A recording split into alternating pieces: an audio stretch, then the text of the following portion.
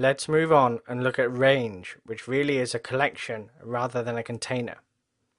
A range is a type of sequence used for representing an arithmetic progression of integers.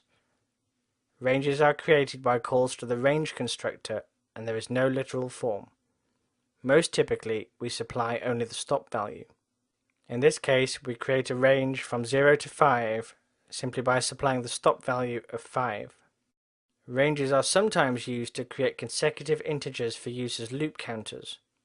Note that the stop value supplied to range is one past the end of the sequence, which is why the previous loop terminated at 4 and didn't print 5. We can also supply a starting value if we wish, such as in this call range 510. Wrapping this in a call to the list constructor is a handy way to force production of each item. The so-called half-open range convention, with the stop value not being included in the sequence, at first seems strange, but actually makes a lot of sense if you're dealing with consecutive ranges, because the end specified by one range is the start of the next range.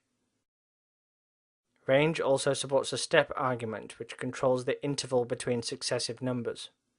Note that in order to use the step argument, we must supply all three arguments. Range is curious in that it determines what its arguments mean by counting them. Providing only one argument means it is the stop value. Two arguments are start and stop, and three arguments are start, stop, and step.